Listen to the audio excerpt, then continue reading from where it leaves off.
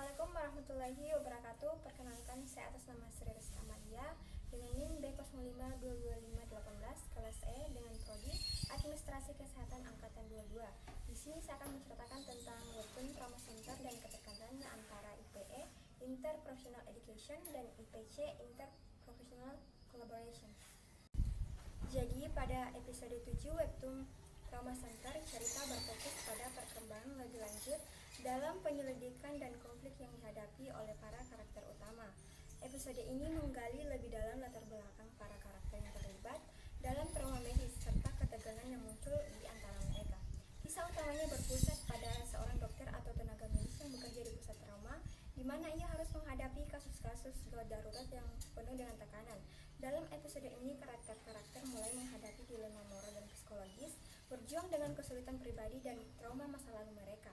Selain itu, episode ini memperkenalkan lebih banyak tentang hubungan interprofesional antara karakter yang menunjukkan bagaimana trauma emosional dapat mempengaruhi cara mereka berinteraksi satu sama lain di lingkungan yang penuh stres. Ketegangan semakin meningkat saat para karakter berusaha mengatasi tidak hanya situasi medis yang menantang, tetapi juga tekanan dari kehidupan pribadi mereka. Secara keseluruhan, episode 7 dari Trauma Center memperdalam narasi dan membangun ketegangan untuk perkembangan cerita selanjutnya. Jadi, keterkaitan IPE dan IPC dengan webtoon Trauma Center episode 7 IPE Interprofessional Education dan IPC Interprofessional Collaboration adalah konsep penting dalam dunia kesehatan, terutama dalam konteks penanganan pasien. Webtoon Trauma Center episode 7 menyajikan gambaran menarik tentang bagaimana prinsip-prinsip IPE dan IPC diterapkan dalam situasi darurat medis. Keterkaitan yang dapat dilihat yang pertama yaitu kerja sama tim. Episode ini menunjukkan bagaimana tim medis yang terdiri dari dokter, perawat, para medis, dan tenaga kesehatan lainnya bekerja sama secara efektif untuk menyelamatkan nyawa pasien. Ini adalah inti dari IPC, di mana berbagai profesi kesehatan bekerja sama untuk mencapai tujuan yang sama. Yang kedua yaitu komunikasi efektif. Komunikasi yang jelas dan efektif antara anggota tim sangat penting dalam situasi darurat. Webtoon ini menggambarkan bagaimana komunikasi yang baik dapat membantu menghindari kesalahan dan meningkatkan hasil perawatan pasien. Ini adalah salah satu kompetensi utama dalam IPE. Yang ketiga yaitu pemahaman peran masing-masing. Setiap anggota tim memiliki peran dan tanggung jawab yang berbeda.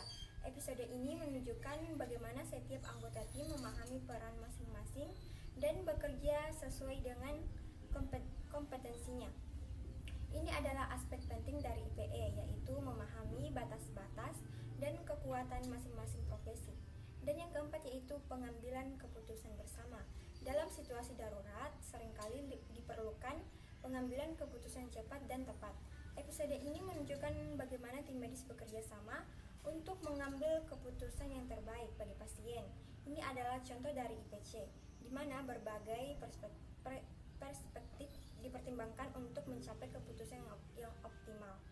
Implikasi untuk pendidikan webtoon Trauma Center episode 7 dapat digunakan sebagai alat pembelajaran yang efektif untuk mahasiswa kesehatan. Dengan melihat bagaimana prinsip-prinsip IPE dan IPC diterapkan dalam situasi nyata, mahasiswa dapat lebih memahami pentingnya kerjasama tim, komunikasi yang efektif, dan pengambilan keputusan bersama.